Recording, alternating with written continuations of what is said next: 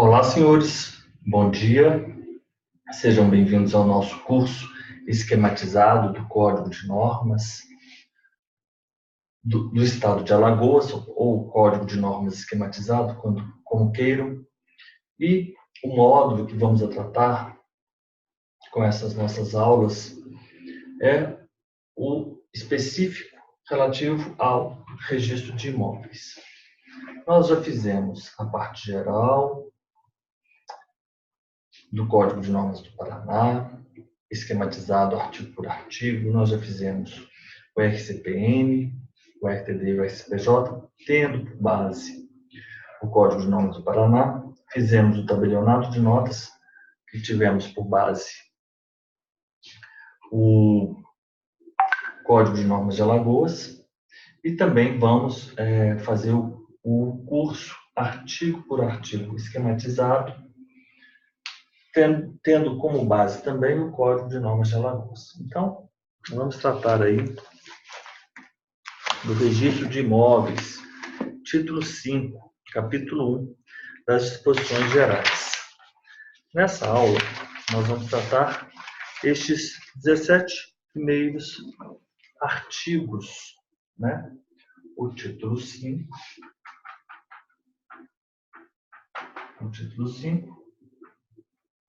registro de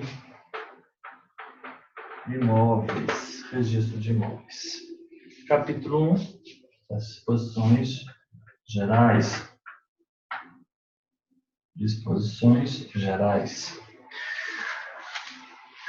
Quem exerce a atividade? É a primeira pergunta que fazemos e temos a resposta no artigo 1º. Os senhores podem observar que esses capítulos do Código de Normas de Alagoas, cada capítulo se inicia com numeração própria.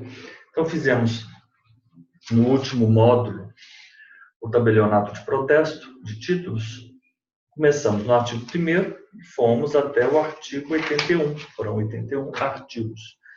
E no registro de imóveis, começamos no artigo 1º e fomos até o artigo 247. Os senhores sabem, né, que o concurso de Alagoas está sendo organizado pelo Tribunal de Justiça do Estado de São Paulo, pela banca VUNESP.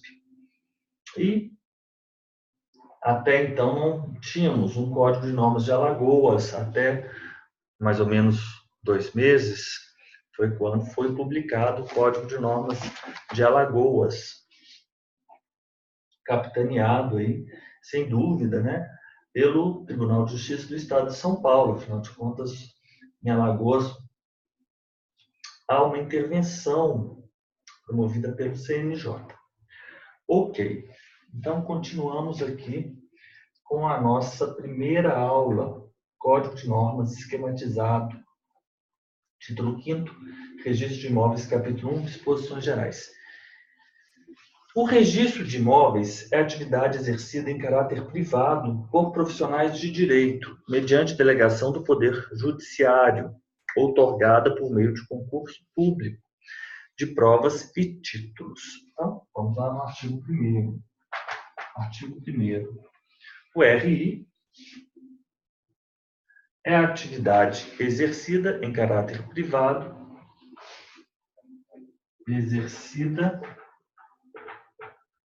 por profissionais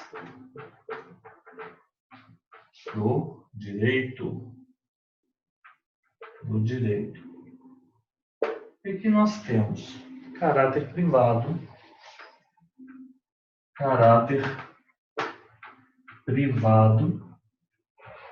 nós temos caráter privado, delegação do Poder Judiciário,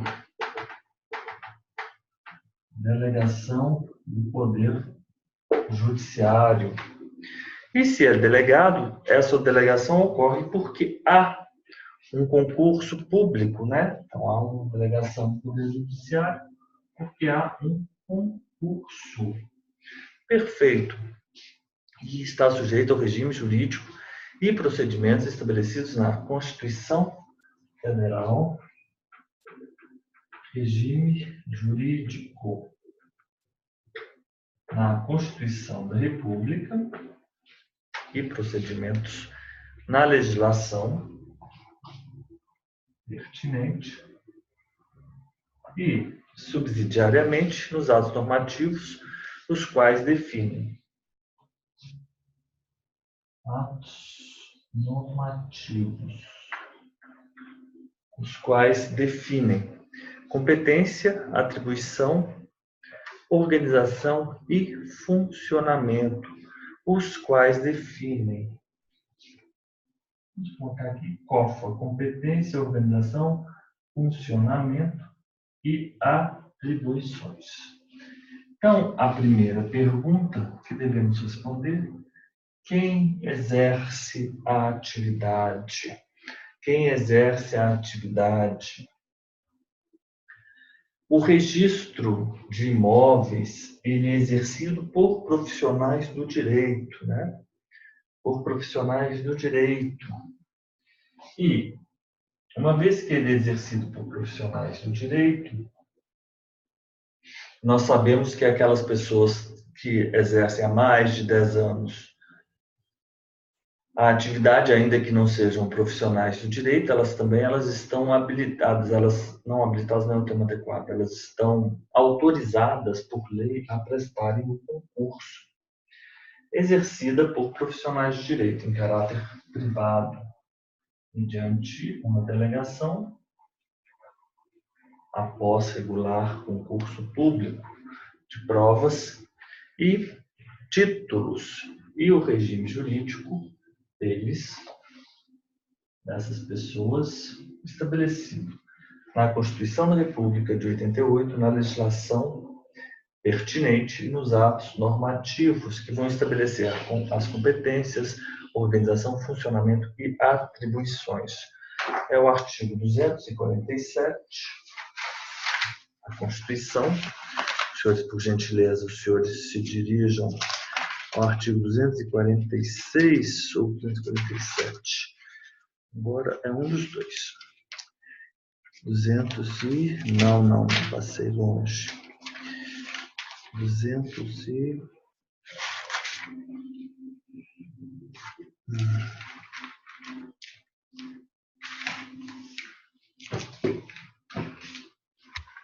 Vamos lá, o artigo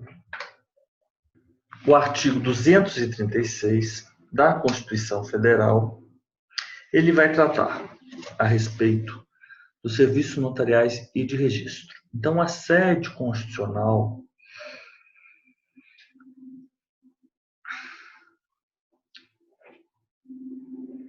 das regras pertinentes aos serviços notariais e de registro é o artigo 236 da Constituição. Os serviços notariais e de registro são exercidos em caráter privado por delegação do poder público.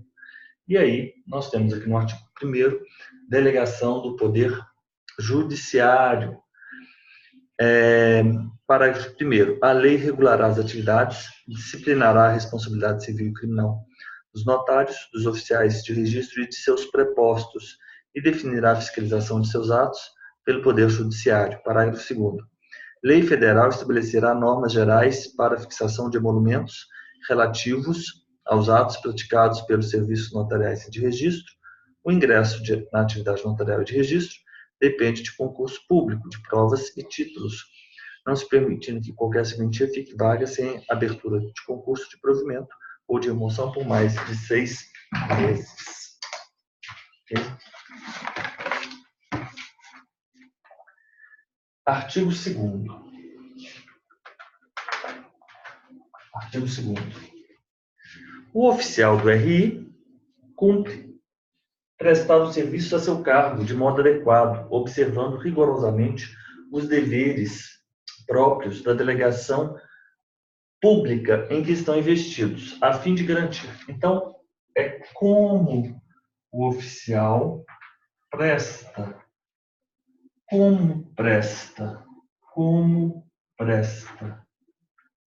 de modo adequado modo adequado, de forma a garantir a base, publicidade, autenticidade, segurança e eficácia, que é o que nós temos aqui no artigo 1º da Lei 8935, correto?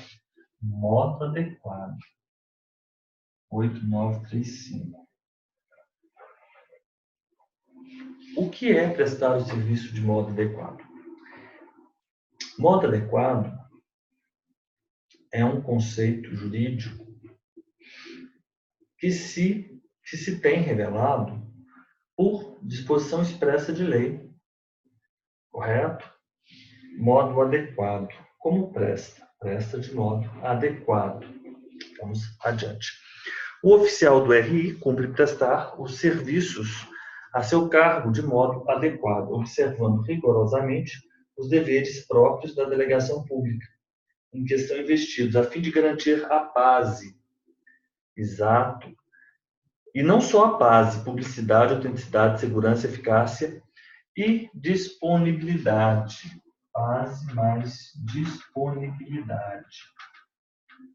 A base e a disponibilidade dos atos jurídicos, constitutivos, translativos e extintivos de direitos reais sobre imóveis e atividades correlatas.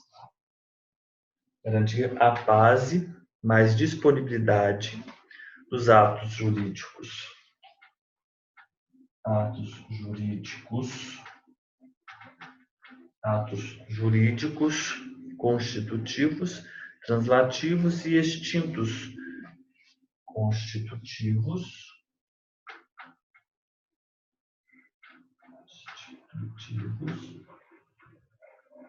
translativos,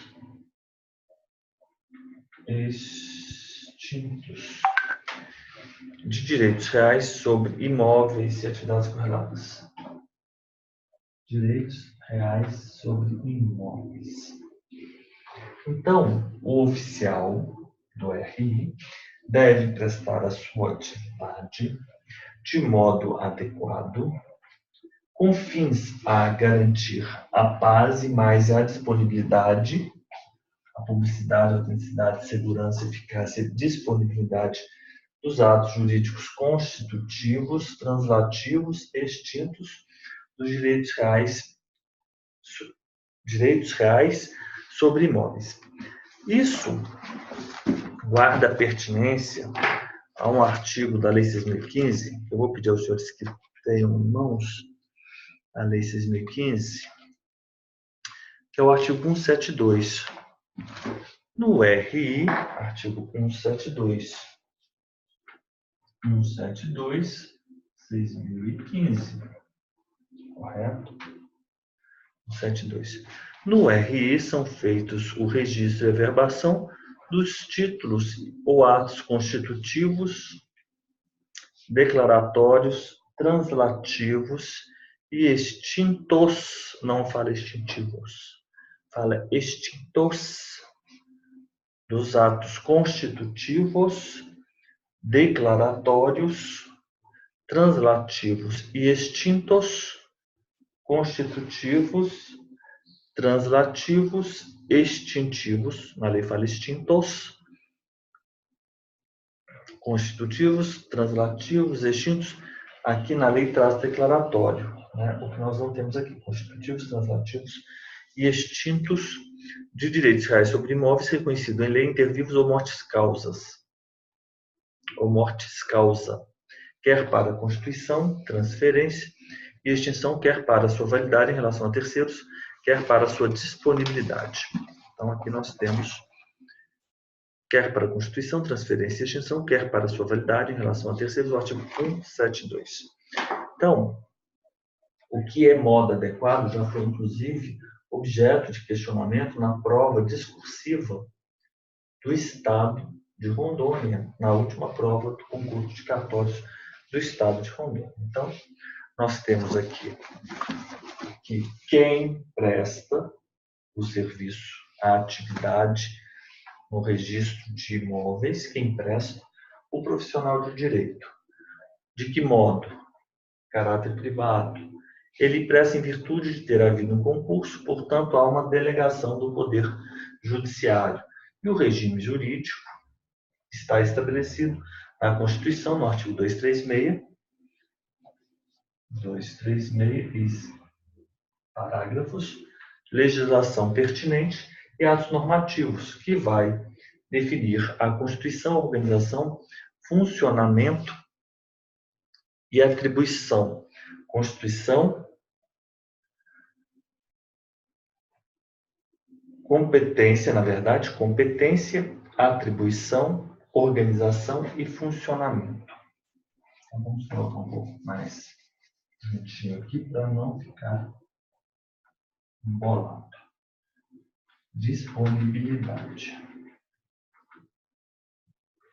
COFA, competência, atribuições. CAF, funcionamento, organização, funcionamento. CAOF, organização e funcionamento. Ok. Quem exerce? Profissionais de direito, em caráter privado, mediante delegação, e sob um determinado regime jurídico. E esses instrumentos normativos, nessa expressão incluída a Constituição da República, nós encontraremos a competência, as atribuições, a organização e o funcionamento. Como ele presta? De que modo? Como presta? De modo adequado. Modo adequado. Com vistas a quê? A garantir a paz, mas a disponibilidade dos atos jurídicos constitutivos, translativos e extintos. O artigo 2º guarda consonância com o artigo 172. Então, vamos aqui tirar uma foto.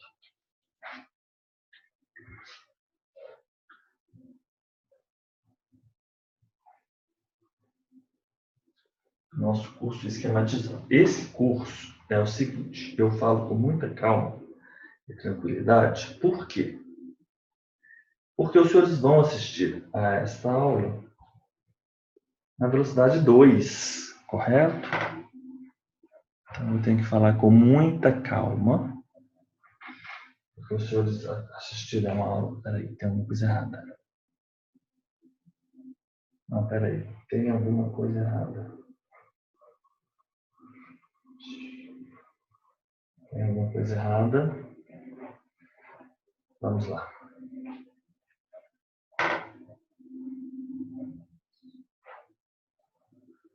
Agora sim. Vamos agora para a definição do que vem a ser o serviço prestado de modo adequado. O que vem a ser o serviço prestado de modo adequado.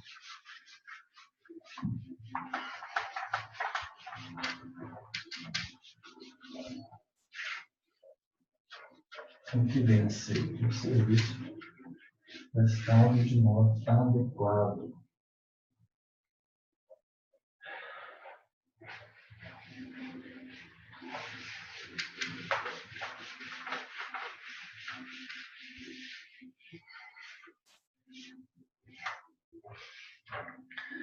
O serviço prestado de modo adequado é aquele que atende ao interesse público e corresponde às exigências de qualidade, continuidade, regularidade, eficiência, atualidade, generalidade, modicidade,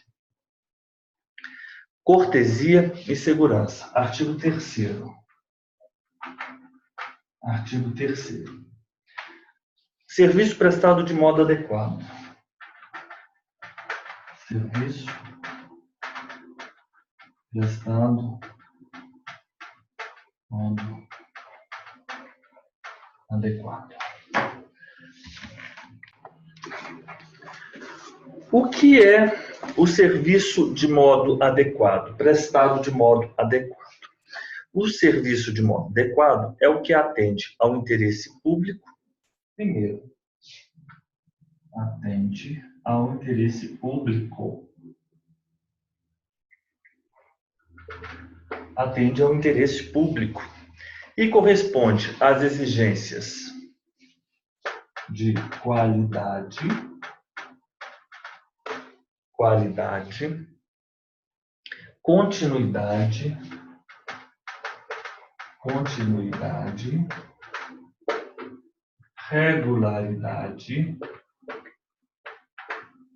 continuidade, regularidade, eficiência, atualidade,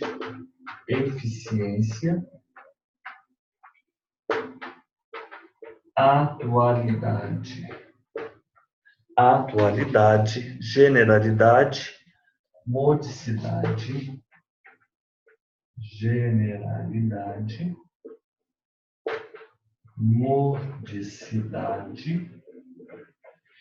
modicidade, generalidade, cortesia,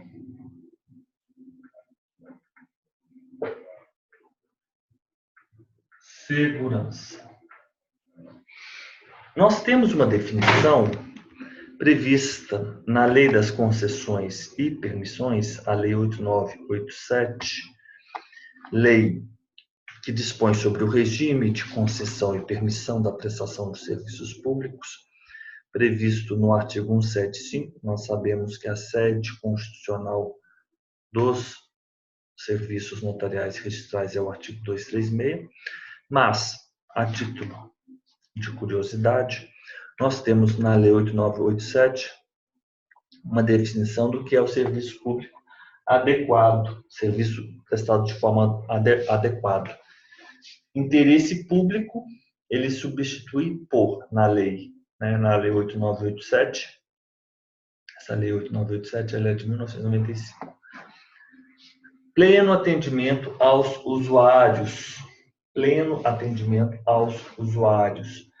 É aquele que satisfaz as condições de regularidade, nós temos continuidade, nós temos eficiência, segurança, atualidade, generalidade, cortesia na prestação, modicidade nas tarifas. O único que nós não temos aqui, mas enfim, nós depreendemos, é consentâneo lógico de todas essas qualidades, é a própria expressão qualidade. Uma vez, eu estava ministrando essa aula, aí nós criamos um mnemônico. Como todos os mnemônicos, eu peço venham aos senhores, eles são bobos, todos eles. Mas não importa. O que importa é que nós possamos decorar esse artigo. Afinal de contas, isso aqui, obviamente, vai ser objeto de arguição numa prova oral. Eu vou pensar nos senhores uma tina, que nada mais é do que uma bacia de madeira, uma tina, e essa tina tem uma régua dentro. Então, eu vou fazer o seguinte: cada um das palavras que eu ligar a um elemento, eu vou marcar com uma seta. Então, tina é a continuidade, regularidade, e aqui eu tenho essa tina sobre um livro de ciências, correto? Eficiência é um livro F, eu posso até colocar aqui um livro de F, ciências.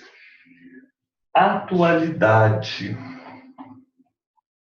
Nós temos que pensar uma palavra a respeito da atualidade. Mas nós temos aqui, estamos tão em moda, né?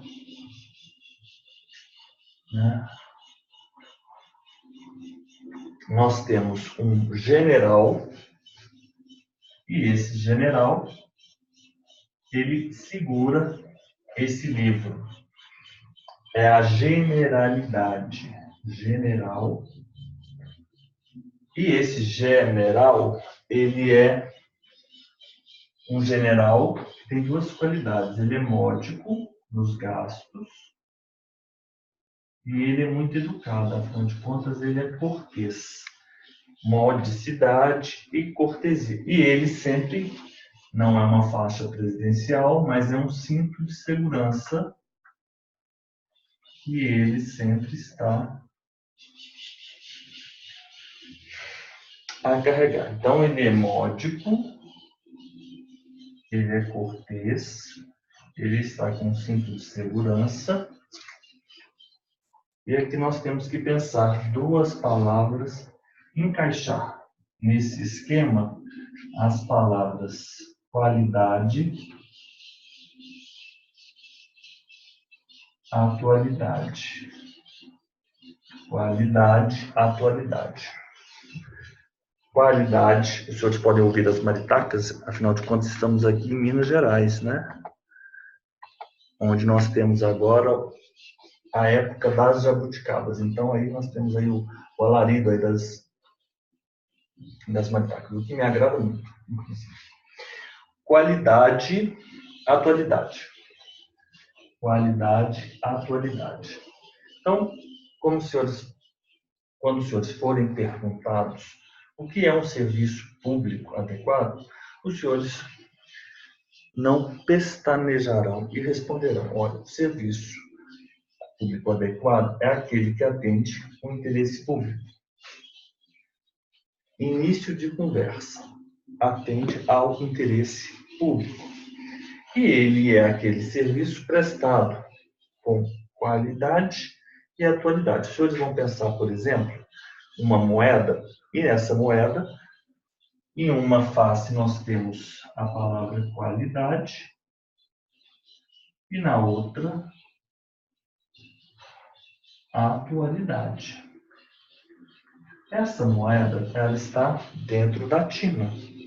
Continuidade. O que ainda tenho nessa tina? Eu tenho uma moeda. Essa moeda tem duas faces. Atualidade, qualidade. Atualidade e qualidade. Então, eu tenho uma moeda, eu tenho uma régua. Regularidade, continuidade. Sobre a tina, um livro de ciências, eficiência. E quem carrega este livro é um general. Este general é módico, modicidade, também é cortês, cortesia, e ele usa um cinto, não é a faixa presidencial, é o cinto de segurança. Segurança. Mais alguma coisa? Não. Então, nós temos a tina, nós temos a moeda, nós temos a régua, nós temos o livro, nós temos o general, que é módico e cortês, cortesia na prestação, modicidade é aquilo que é econômico, né? Módico. Modicidade no valor, modicidade. Modicidade, cortesia, generalidade, segurança. Então, aqui nós já podemos responder o que é o serviço prestado de modo adequado. Nós falamos que nós tínhamos uma moeda e essa moeda ela tinha duas faces. Uma face era a qualidade, na outra face era a atualidade. E nós temos logo em seguida, no artigo 4º, nós temos a definição de atualidade. Atualidade. Antes de nós irmos adiante, vamos saber aqui se não estamos a deixar nada para trás.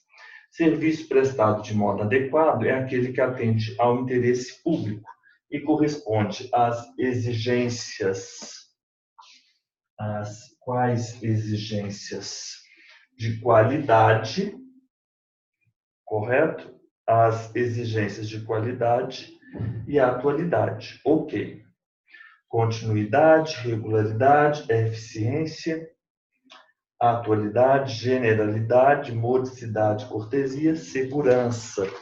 Ok, nós encontramos eco a esta disposição no artigo 6º,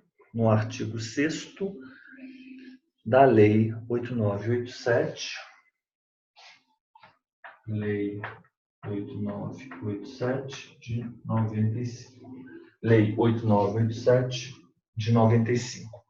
O artigo 4º, então agora os senhores vão pensar nessa história.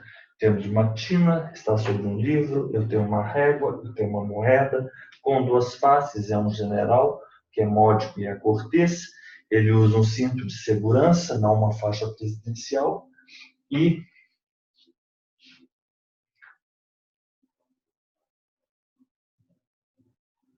é isso, é um general, módico, cortês, segurança. Exato. E o que é o serviço público atual? O que é a atualidade dos serviços públicos? Nós temos também, essas qualificações, ou melhor, essas definições, ou esses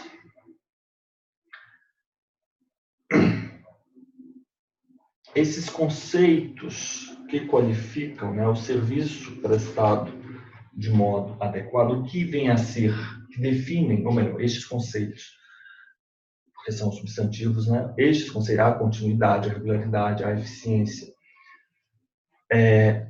Estes conceitos que definem o que é o serviço prestado de modo adequado, eles se encontram eco no artigo 6º, parágrafo 1º da Lei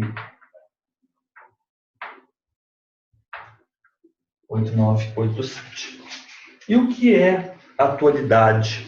Atualidade, nós temos também na Lei 8987, artigo 6º, parágrafo 2º. O que é aquilo que é atual? O que é atualidade? Entende-se por atualidade do serviço, o que é o serviço público, o que é um serviço, no caso aqui não é um serviço público, mas um serviço privado com caráter público. Um serviço atual, entende-se por atualidade do serviço, o que é a atualidade? Atualidade do serviço. O serviço prestado de modo adequado, nós já sabemos o que é. E a atualidade do serviço, método, uso de métodos, instalações e equipamentos que correspondam a padrões de modernidade e avanço tecnológico. Então, método,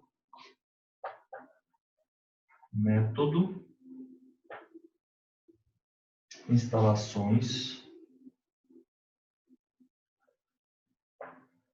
equipamentos,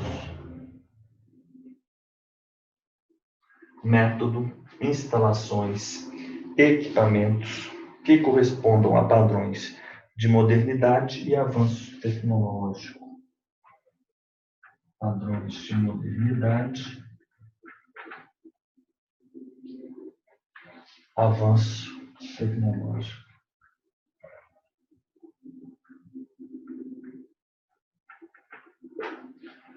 Atualidade. Método, instalações e equipamentos que correspondam a padrões de modernidade e avanço tecnológico, bem como a sua ampliação na medida das necessidades dos usuários e em apoio ao labor jurídico do registrador e seus prepostos. Entende-se por atualidade do serviço o uso de métodos, instalações e equipamentos que correspondam a padrões de modernidade e avanço tecnológico, bem como ampliação do método, das instalações, dos equipamentos,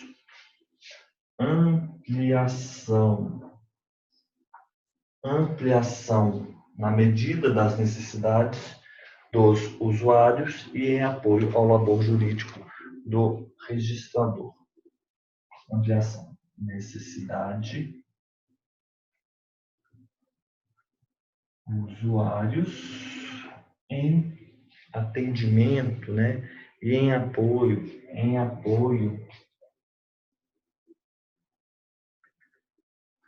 apoio ao labor jurídico do registrador.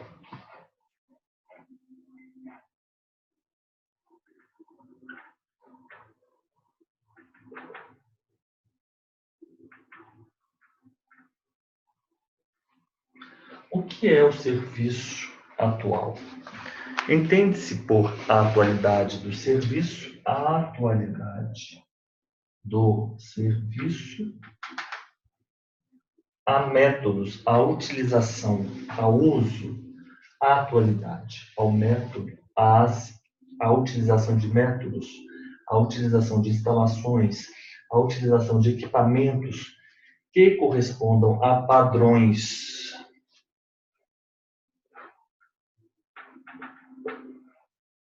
de modernidade e avanço tecnológico, bem como a sua ampliação na medida das necessidades do usuário,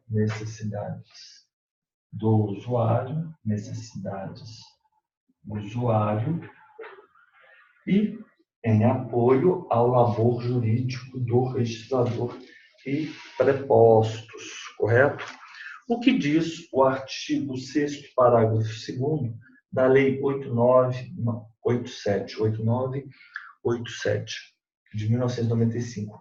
A atualidade compreende a modernidade das técnicas, métodos, equipamentos, instalações e a sua conservação, bem como a melhoria e expansão do serviço. Então, bem em conformidade com o nosso artigo 4º, no nosso capítulo Registro de Imóveis. Uma vez eu estava ministrando um curso sobre o Código de Normas do Amazonas, eu me referi ao Código de Normas do Amazonas em Manaus. Nosso Código de Normas, aí o pessoal logo já protesto, como assim? O senhor vem de Minas Gerais e agora já chama o nosso Código de Normas de nosso? Foi bom isso. Não, o Código de Normas de Alagoas, o artigo 4º do capítulo do RI, ele guarda consonância com o artigo 6º, parágrafo 2º da Lei 8987. O que é a atualidade? É a utilização de métodos. A atualidade diz respeito a se utilizar métodos, instalações e equipamentos que atendam determinados padrões, né? E esses padrões são os padrões de modernidade, avanço tecnológico, de forma a ampliar, né? E também se ampliando para atender às necessidades do usuário e em apoio ao labor jurídico do registrador. Então, vamos aqui tirar uma foto.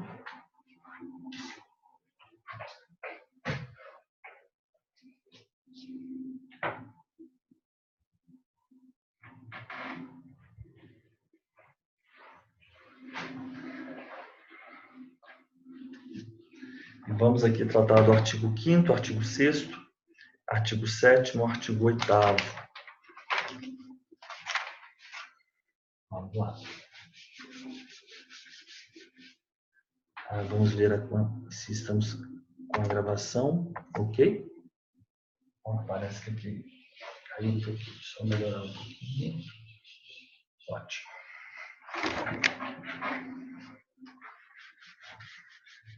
Artigo 5º. Então, aí nós temos que ter muita tranquilidade, muita calma. Uma vez fiz um curso de psicologia e essa senhora, em Belo Horizonte, onde eu residia, ela me disse, é uma pessoa muito consciente aí do que diz.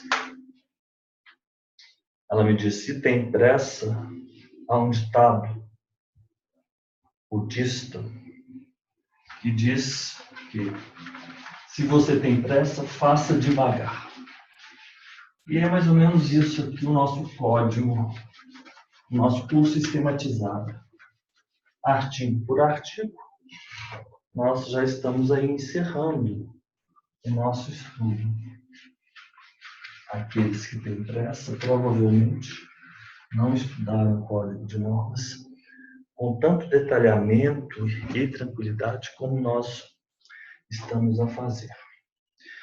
Então, nós temos o seguinte, que o artigo 3º vai dizer o que é o serviço prestado de modo adequado, o artigo 4º vai dizer o que é o serviço atual.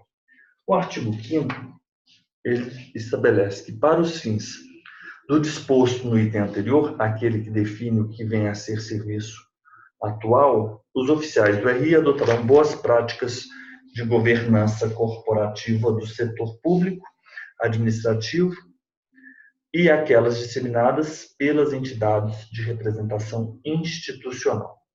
Então, nós estamos aqui no artigo 5º. Estamos ainda a tratar a respeito de atualidade. Estamos a tratar a respeito da atualidade. Então, estamos a tratar da atualidade. Para se prestar um serviço atual, os oficiais do RI, e os senhores aí vão perceber que com o nosso curso nós começamos a adotar determinadas siglas, né? Como lá no protesto nós temos o TOD, se lembram disso? Os títulos e outros documentos de dívida. Aqui agora nós já vou apresentá-los ao ORI, o oficial do registro de imóveis. Eles adotarão boas práticas, vamos dizer, governança, né? Governança. Boas práticas de governança. São aquelas práticas, boas práticas de governança do setor público,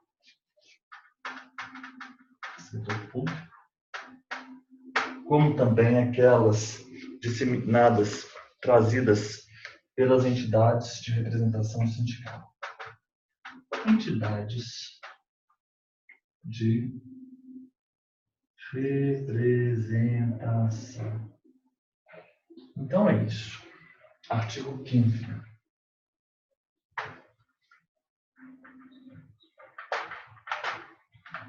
Atualidade. Para os fins de se prestar um serviço atual, os oficiais, eles adotam boas práticas de governança. Boas práticas de governança. Ok? Boas práticas de governança. Boas práticas de governança. Boas práticas adotadas, né? Governança corporativa do setor público, administrativo, setor público,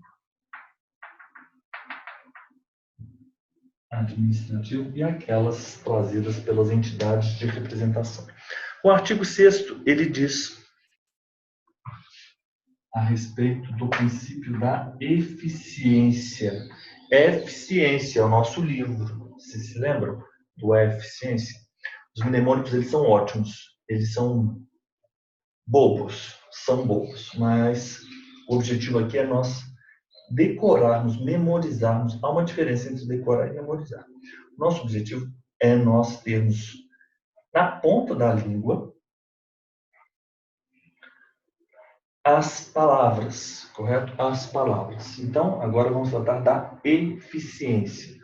Nós falamos a atualidade. A atualidade é uma das faces da moeda, junto com a qualidade, que está dentro da tina, juntamente com a régua, sobre o livro de ciências.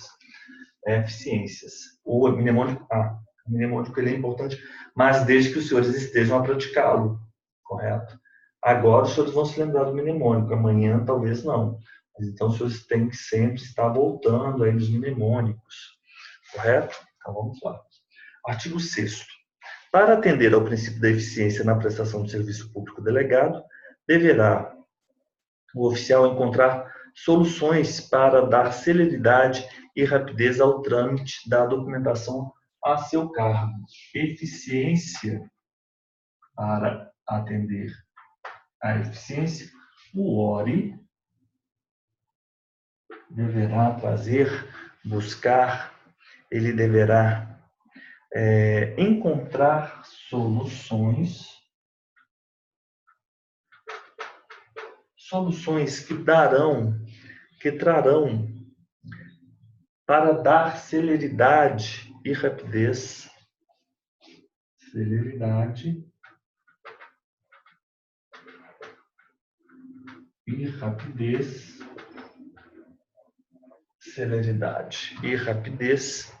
ao trâmite da documentação ao seu cargo.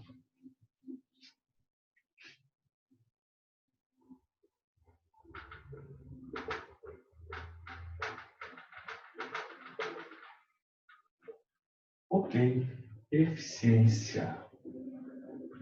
ORE. Soluções. Para conferir. Para se atender ao princípio constitucional de eficiência, embora nós saibamos que a sede constitucional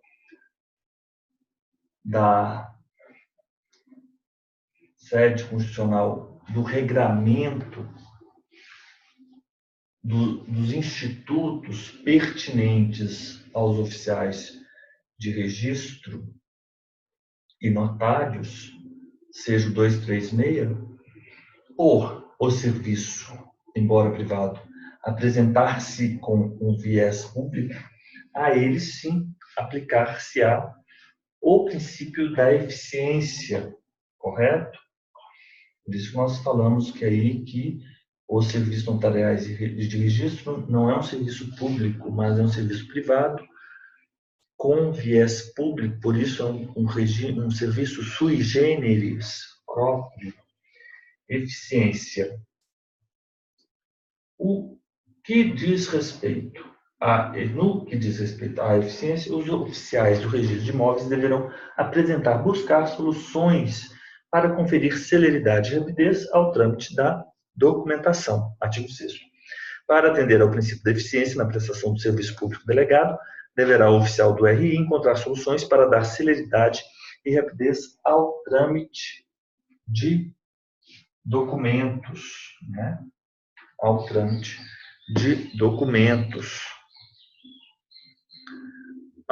da documentação a seu cargo, liberando-a em prazos inferiores aos máximos assinalados. Sim, isso aí é uma orientação. Liberando-a. Artigo 7º. O que diz o artigo 7º? O GAF, o Gerenciamento Administrativo e Financeiro dos Serviços Registrais, o GAF, nós temos disposição nesse sentido na 8935. Então, vamos lá. Eu vou mencionar aos senhores o artigo na Lei 8935. O GAF, o gerenciamento. Artigo 21. Este artigo 7º, ele guarda consonância com o artigo 21. Artigo 7º, ele guarda consonância com o artigo 21 da Lei 8935. O gerenciamento administrativo e financeiro dos serviços notariais e de registro, estou a ler o artigo 21, é de responsabilidade exclusiva do respectivo titular, inclusive no que diz respeito às despesas de custeio, investimento em pessoal, cabendo-lhe estabelecer normas, condições e obrigações relativas à atribuição de funções e de remuneração de seus prepostos, de modo a obter a melhor qualidade na prestação dos serviços. Então, vamos lá. O GAF é de responsabilidade exclusiva do respectivo titular, até aí, idêntico. Inclusive no que diz respeito às despesas de custeio, investimento e pessoal, cabendo-lhe estabelecer normas, condições e obrigações relativas às atribuições de funções e de remuneração de seus prepostos, de modo a obter a melhor qualidade na prestação dos serviços ipsis literis. Ipsis literis. O artigo 7º, ele reproduz ipsis literis o artigo 21 da Lei 8935. Então, vamos lá. O gerenciamento administrativo e financeiro dos serviços registrais é de responsabilidade do titular. Inclusive no que diz respeito às despesas de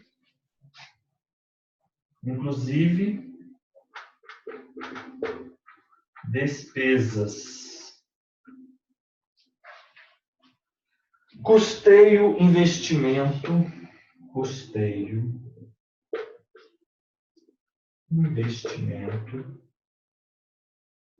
pessoal, cabendo-lhe o que cabe ao titular. Cabe ao titular estabelecer normas, condições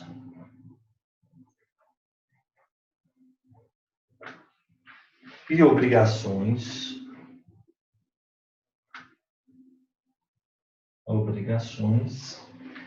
relativas às atribuição de função, às atribuições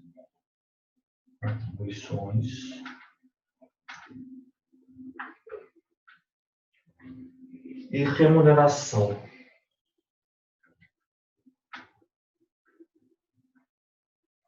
dos prepostos, de modo a obter melhor qualidade na prestação do serviço.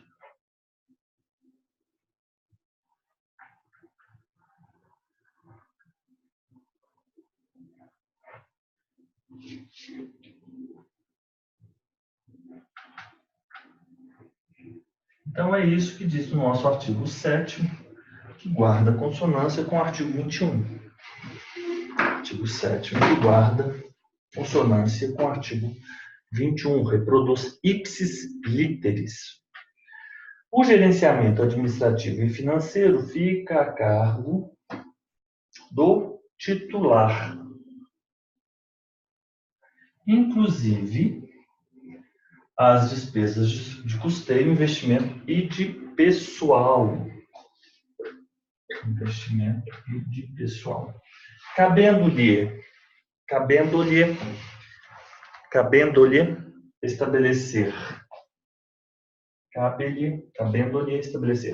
normas, condições, obrigações relativas às atribuições de funções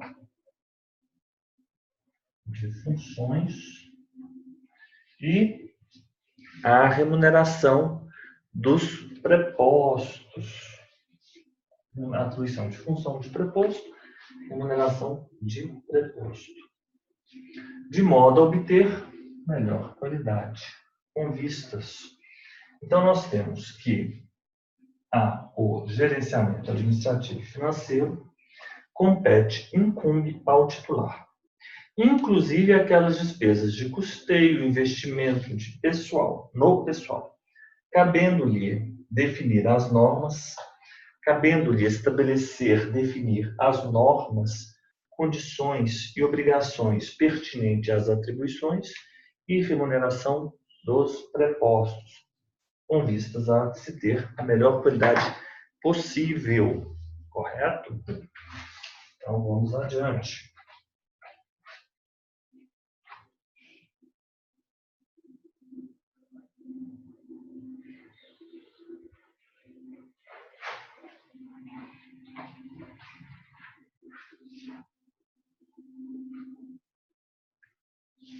Vamos adiante. Agora, o artigo 8º. Antes do nosso intervalo. Só vamos fazer aqui o artigo 8º. Esse é o artigo 7º. O que diz o artigo 8º? Artigo 8º.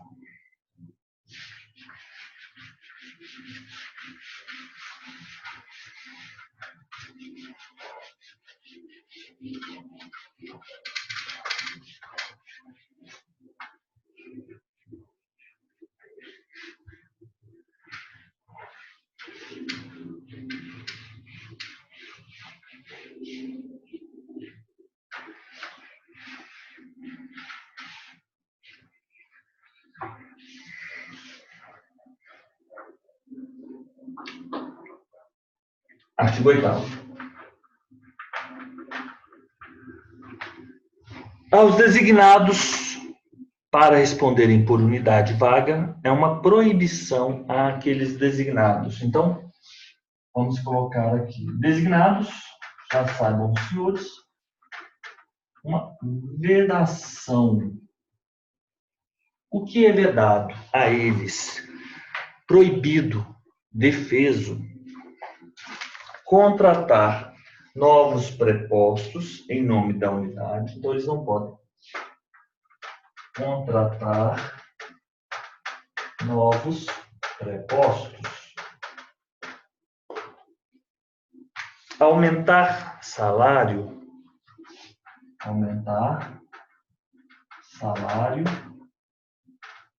prepostos. O que ainda eles não podem fazer? Contratar novas locações, móveis. Contratar novas locações, móveis e imóveis. Móveis ou imóveis. Contratar novas locações, tanto de móveis quanto de imóveis. De equipamentos ou de serviços que possam onerar de modo continuado a renda da unidade vaga. Móveis, imóveis,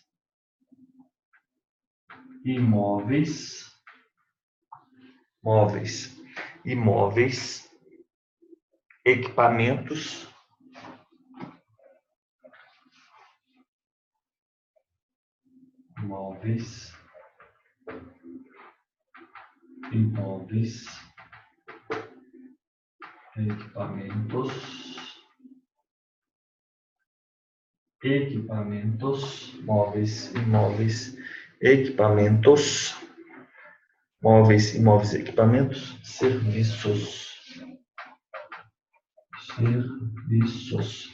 móveis, equipamentos e serviços que possam onerar de modo continuado a renda da unidade vaga, sem prévia autorização do juiz.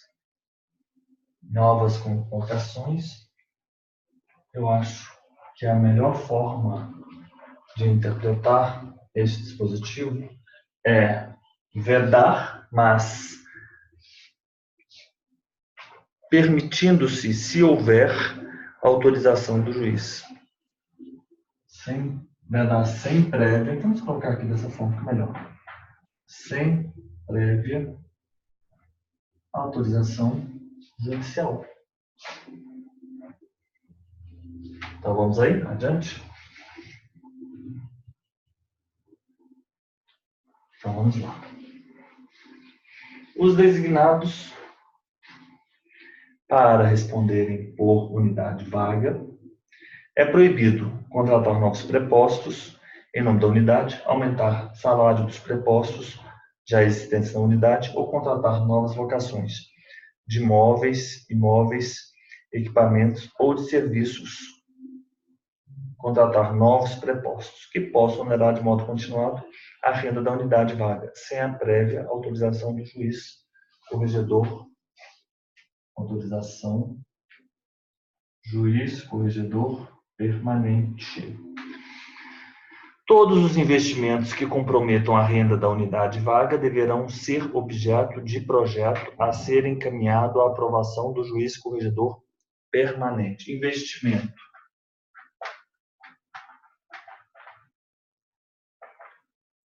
Comprometam esses investimentos. Eles comprometem a renda da unidade vaga. Comprometem a renda da unidade. Investimento comprometem a unidade comprometem a renda da unidade. Deverão ser objeto de projeto e este projeto ele será encaminhado ao juiz corregedor permanente, ressalvada, exceto. Então, e aqui, vamos colocar aqui a exceção. A exceção ressalva a contratação e majoração de salários de prepostos, contratação, majoração, salários de prepostos, quando registrados no nome pessoal do registrado. Registrados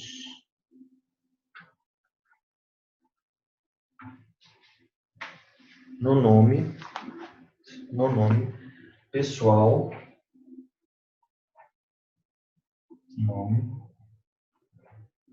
no nome pessoal do designado.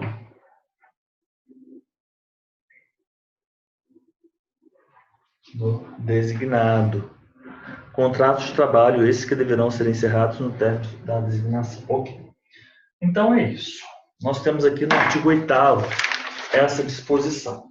Aos designados para responderem por unidade vaga, designados para unidades vagas, eles estão proibidos, é defeso contratar novos prepostos em nome da unidade, aumentar salário dos prepostos já existentes ou de serviços que possam onerar de modo continuado a renda da unidade vaga.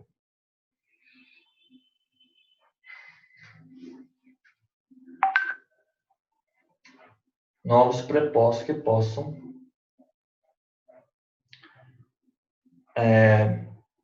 defeso contratar novos prepostos em nome da unidade, aumentar salários dos prepostos já existentes na unidade, ou contratar novas locações de móveis, imóveis, equipamentos ou serviços que possam onerar de modo continuado a renda da unidade vaga sem a prévia autorização do juiz corregedor permanente. Todos os investimentos que comprometam a renda da unidade, eles deverão ser objeto de projeto a ser encaminhado ao juiz corregedor permanente. Todos os investimentos que comprometam a renda deverão ser objeto de projeto a ser encaminhado à aprovação do juiz corregedor. Ressalvada contratação e majoração de salários de prepostos registrados no nome pessoal do designado. Contratos de trabalho esses que deverão ser encerrados ao término da sua do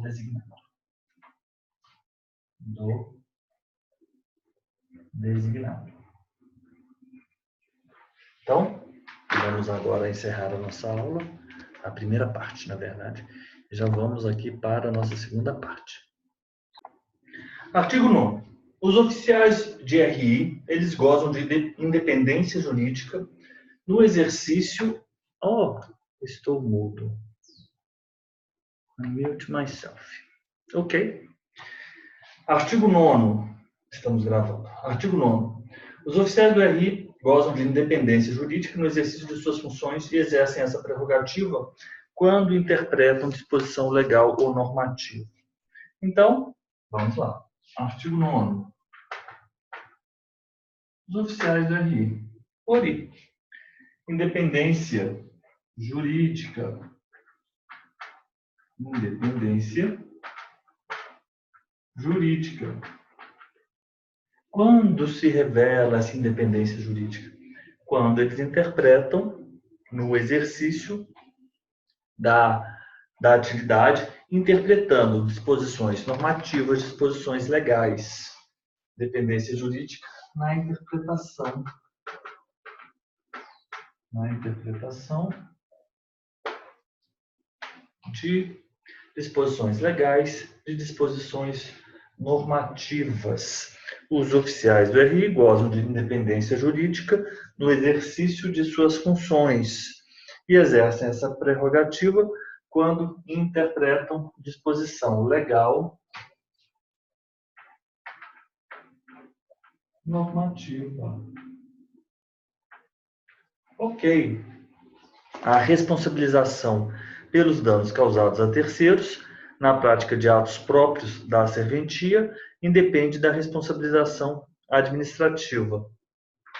Então, responsabilidade. Responsabilização. A responsabilização pelos danos a terceiros, na prática de atos próprios, responsabilização advém de prática de danos a terceiros. Então, nós temos um ato, um nexo causal, nós temos danos a terceiros e ato contínuo, consentâneo lógico, nós temos responsabilização. Responsabilização.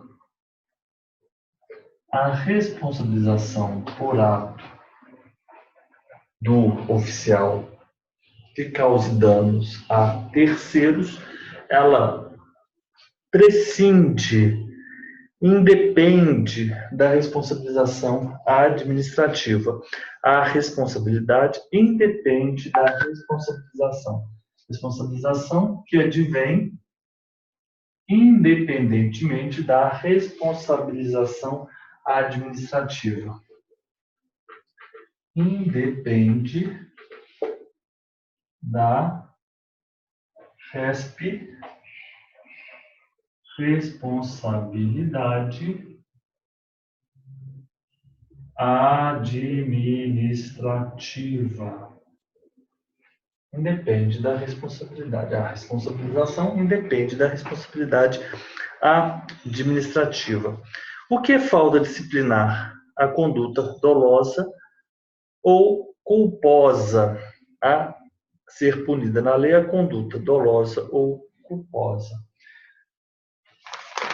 Então, nós temos no artigo 9º que os oficiais eles possuem independência jurídica que se revela com a interpretação de dispositivos legais. E a responsabilização independe da responsabilidade administrativa e somente será considerada falta disciplinar a conduta. E o que é falta disciplinar? Conduta ou dolosa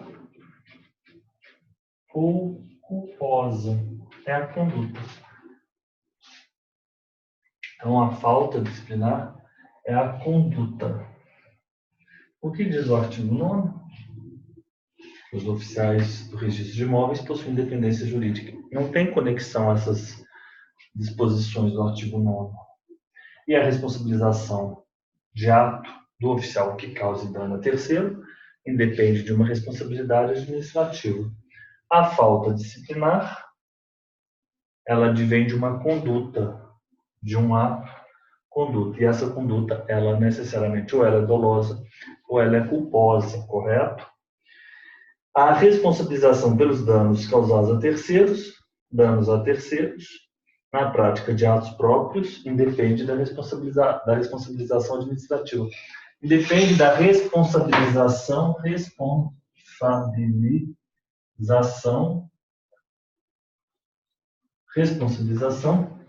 administrativa. O que é a falta disciplinar que será punida? A falta disciplinar é a conduta dolosa ou culposa. Falta disciplinar é a conduta dolosa ou culposa. Artigo 10. Artigo 10. Quando a tramitação do título depender de informações disponíveis na própria unidade de serviço ou em serviços de informações de órgãos oficiais publicados na internet, deverá o oficial obtê-las e certificar a fonte que acessou, evitando-se a devolução do título para cumprimento de exigências. Tramitação do título. Tramitação de título depende de informações. Essas informações estão aonde? No próprio ofício. No ofício, órgãos oficiais. A tramitação do título, em que se faz imprescindível, em que é necessário, em que são necessárias informações que estejam no ofício ou nos órgãos oficiais, o oficial, ele próprio, irá obtê-las e certificará a fonte que acessou. O oficial as obtém. O oficial as obterá. As obtém. Ok. As obterá. Evitando-se a devolução do título para cumprimento. E aí vamos colocar a devolução evitada, né? Marquei com um xizinho para que não haja a devolução do título. Havendo incidência de taxas ou emolumentos, o pagamento deve ser feito na retirada do título, desde que a busca das informações onerosas tenha sido previamente autorizadas pelo apresentante. Então, taxas ou emolumentos? Taxas ou emolumentos, então nós vamos ter autorização, nós vamos ter buscas autorizadas, nós vamos ter taxas e emolumentos, e nós vamos ter o pagamento ao final, pagamento na retirada. Então, pagamento na retirada. Correto? Então, o pagamento será feito na retirada, na hipótese de haver taxas e emolumentos por buscas, mas desde que estejam autorizadas pelo requerente, né? Havendo incidência de taxas ou emolumentos, o pagamento deverá ser feito na retirada do título, desde que a busca das informações onerosas tenham sido previamente autorizadas. Autorização prévia. Buscas. Vamos colocar aqui buscas onerosas. Onerosas. Em que há taxas, emolumentos, pagamento na retirada. Então, na tramitação do título, se for necessário informações que estejam no próprio ofício ou em órgãos oficiais, o próprio oficial as obterá, evitando-se a devolução do título, né? Isso aí privilegia a eficiência, correto? O oficial as obterá, evitando a devolução. E ele vai cientificar a fonte. O oficial as obterá. Certificar a fonte que acessou, evitando a devolução. Se houver buscas onerosas que ensejam taxas ou emolumentos, deverá haver o pagamento na retirada dessas taxas e emolumentos pelas buscas onerosas promovidas pelo oficial, mas desde que previamente autorizado pelo apresentante, pelo requerente. Quando a tramitação do título depender de informações disponíveis no ofício, na própria unidade de serviço, ou em serviços de informações de órgãos oficiais publicados na internet, então eu posso até complementar. Na internet,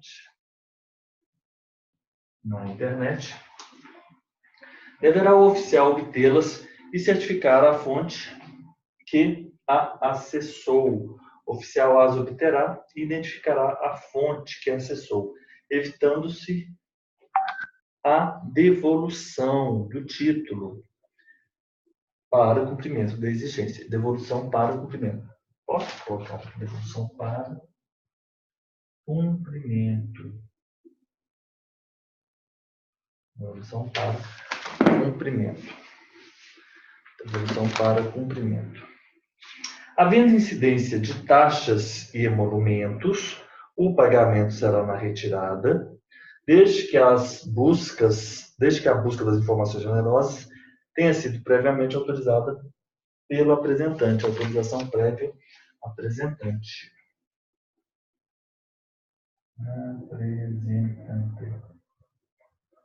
Tranquilo, muito simples. Continuamos aí com o nosso curso.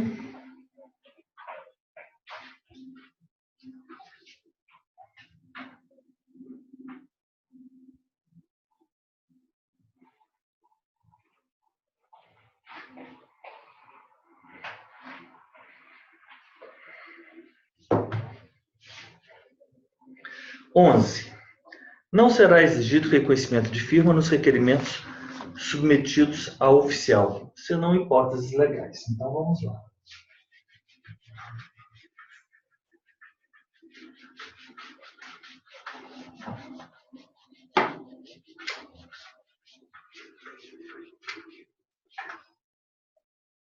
(11)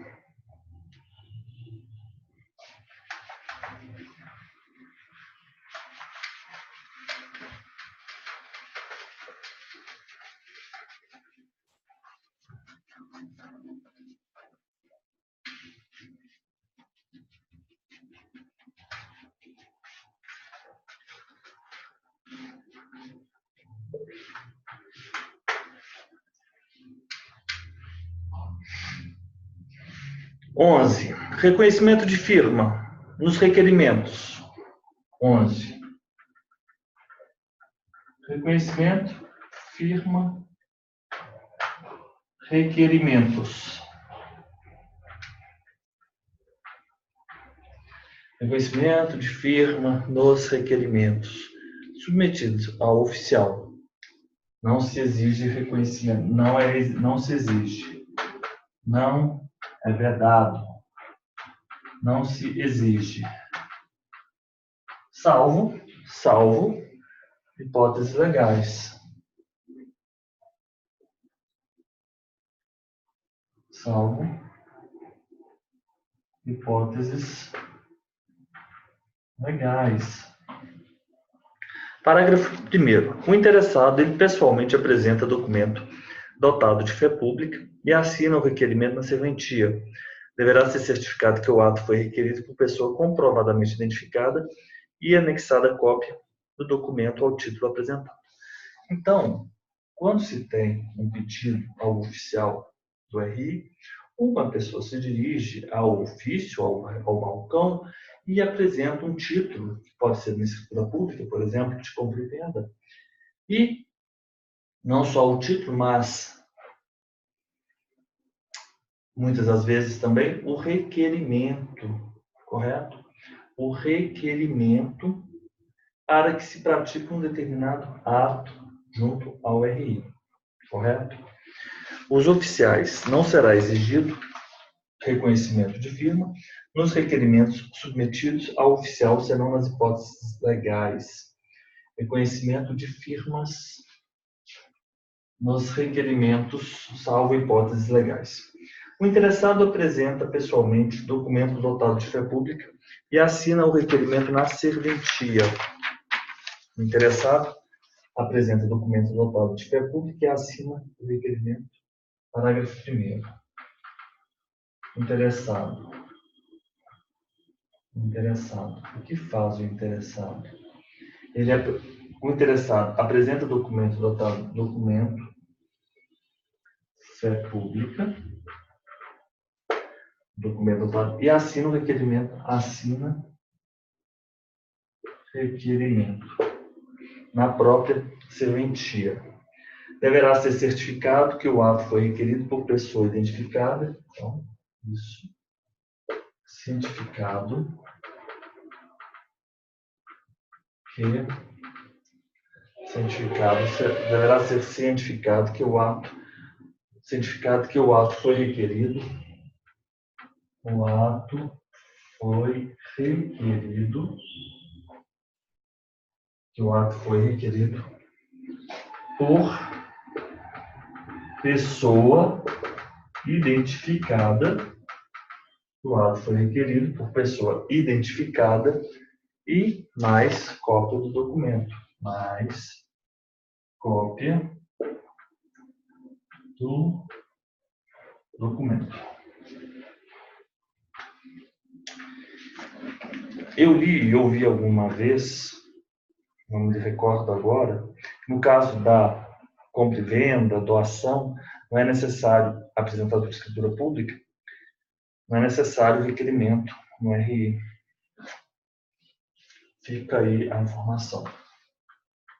Parágrafo 2º. O que diz o parágrafo 2º? Representado o interessado por advogado, identificado por oficial,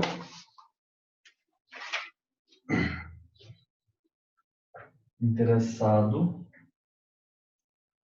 representado, advogado. O que ocorre nessa hipótese? Representado por advogado. Representado, interessado por advogado, advogado identificado. Advogado identificado pelo oficial. Basta o reconhecimento da firma do mandante no instrumento, prescindível do mandatário, desde que possua poderes específicos. Reconhecimento, firma, mandante.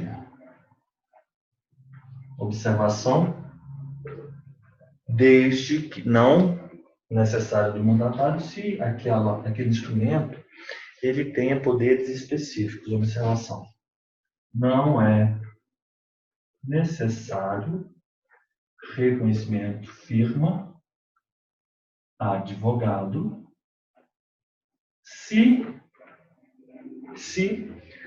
a procuração, se o mandato, se o mandato contiver poderes específicos, Se poderes específicos, vamos colocar dessa maneira. Se constar poderes específicos. Parágrafo 3º. O que diz o parágrafo 3º? São se o requerimento for apresentado por terceiros. Então, requerimento apresentado terceiros. Como fica? Deverá conter o reconhecimento da firma do respectivo subscritor, ainda que o terceiro apresente a via original de documento do requerente. Se o requerimento for apresentado por terceiro, reconhecimento de firma,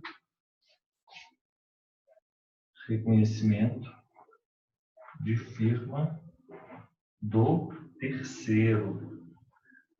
Reconhecimento de firma do terceiro. Deverá conter o reconhecimento de firma do respectivo do terceiro, ainda que o terceiro portador apresente a via original do documento do requerente. Ainda que o terceiro apresente documento original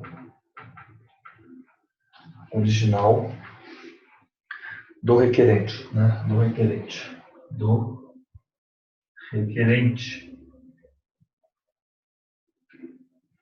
Parágrafo 4º. Fica dispensado o reconhecimento de firma no caso de requerimento apresentado em meio virtual com o uso de certificado digital. Reconhecimento de firma. Vamos colocar reconhecimento de firma dispensado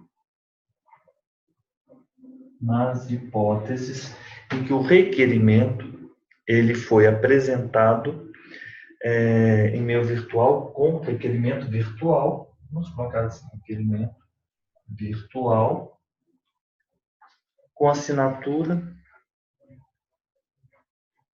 com uso, assinado com certificado digital. Assinado com certificado digital. Parágrafo 5º. Se o requerimento for assinado na presença do oficial, fica dispensado requerimento assinado presença oficial. Aí vamos colocar aqui reconhecimento de firma e vou colocar um xizinho para simbolizar que está dispensado. Parágrafo 6º. Parágrafo 6º. Nós temos os títulos arquivados no RI, desde que não sigilosos, podem ser disponibilizados em cópias autenticadas. Então, títulos, cópias autenticadas, exceto os títulos sigilosos. Então, vamos lá para o artigo 11, que é bem simples e traz regras específicas aí, pertinentes ao reconhecimento das firmas nos requerimentos, né? Há um princípio que rege o registro de imóveis, porque estamos a tratar do registro de imóveis, que é o princípio da instância, o princípio da rogação. A regra geral é que o oficial do RI, ele só age se ele for movimentado, se ele for requerido, se a ele for dirigido um requerimento, se houver um pedido, um requerimento, né? Essa é a regra. Então, vamos lá para o RI, parte geral. Princípios, esse livrinho aqui, eu recomendo, Registro de Imóveis, parte geral, Márcio Guerra Serra, Monete Hipólito Serra. Vamos lá. Princípio da instância ou rogação, página 150. Vamos ver aqui o que os autores tratam. O princípio da instância ou rogação é um dos princípios que informam os requisitos do registro, visto que visa disciplinar a forma como os títulos têm ingresso no RI. Por esse princípio, determina-se ao registrador que assuma uma posição passiva frente aos ingressos destes títulos, o que visa assegurar a sua imparcialidade no exercício de suas atribuições. Dessa forma, os atos serão praticados no RI, salvo as exceções expressamente previstas na lei, somente em razão da provocação da parte interessada. Assim, por exemplo, se o registrador foi ao casamento do proprietário de um dos imóveis existentes em sua serventia, esse fato não o habilita a averbar o casamento da matrícula, mesmo que esteja de posse da certidão do ato. Por esse motivo, toda vez que vamos solicitar algum tipo de atualização na matrícula do imóvel, além de apresentarmos os documentos que a comprovem, temos também que firmar requerimento, solicitando a prática do ato. Em razão desta afirmação, muitos podem estar se perguntando: e por que eu não preciso apresentar requerimento para o registro de uma escritura pública, de um formal de partilha, escritura pública, correto? De um formal de partilha ou ainda de um contrato particular admitido a registro pela lei? A resposta encontra-se no fato de que esses títulos têm como finalidade o registro de imóveis. São instrumentos para que os direitos neles contidos ingressem no RI, daí a desnecessidade do requerimento. Então, agora já o fundamento não é só naquelas escrituras, mas e por que eu não preciso apresentar requerimento para registro de uma escritura pública, de um formal de partilha, contrato particular admitido a registro pela lei? Encontra-se no fato de que esses títulos têm como finalidade o RI, são o registro de imóveis. São instrumentos para que os direitos neles contidos ingressem no RI, daí a necessidade de requerimento. A Lei 6.015, de 73, traz exceções ao princípio da instância ou rogação, por exemplo, ao permitir que sejam efetuados, ex officio, alguns tipos de retificação de atos constantes na serventia, e ao determinar que sejam efetuados, ex officio, as averbações de alteração de nome de logradouro público. Então, vamos lá. Não serão exigidos reconhecimento de firma nos requerimentos submetidos ao oficial, salvo hipóteses legais. Regra geral. O interessado, pessoalmente, ele apresenta documento dotado de fé pública e assina o requerimento. O interessado, pessoalmente, ele apresenta um documento dotado de fé pública e assina requerimento. E assina requerimento.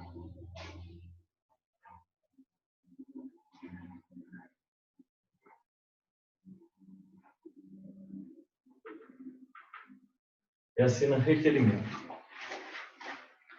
O que ocorre é certificado, cientificado, na verdade não é cientificado, é certificado. É melhor dizer que é certificado,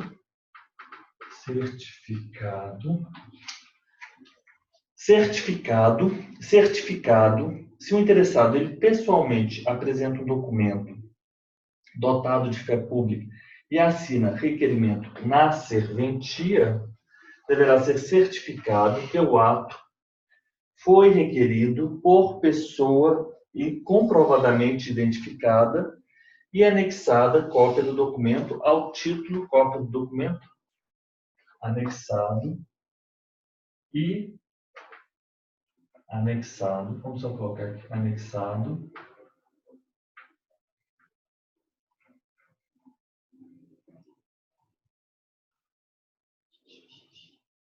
e anexado cópia do documento ao título. Então foi isso. O interessado, ele pessoalmente, ele porta um documento com fé pública e assina o requerimento. É certificado que o ato foi requerido por pessoa identificada e anexado cópia do documento de identidade ao título.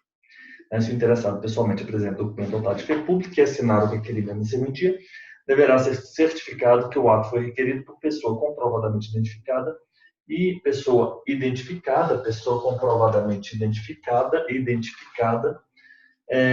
anexada a cópia do documento ao título apresentado. Parágrafo 2º. O representado e o interessado é representado por advogado. Então, é a segunda situação. E esse advogado ele é identificado pelo oficial. O que ocorre? Basta o reconhecimento de firma do mandante, não é necessário o reconhecimento de firma do advogado, se se contiver no instrumento poderes específicos. Correto? Se se contiver poderes específicos. Representado um interessado por advogado identificado por oficial, bastará o reconhecimento da firma do mandante no instrumento de mandato ou prescindível do mandatário, mas se contiver poderes específicos para a prática do ato. E se o requerimento tiver sido apresentado por terceiro? Vou colocar aqui. Requerimento apresentado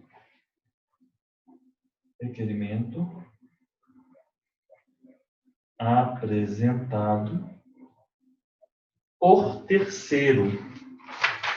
Requerimento apresentado por terceiro deverá conter o reconhecimento da firma do respectivo subscritor. Reconhecimento, firma do terceiro.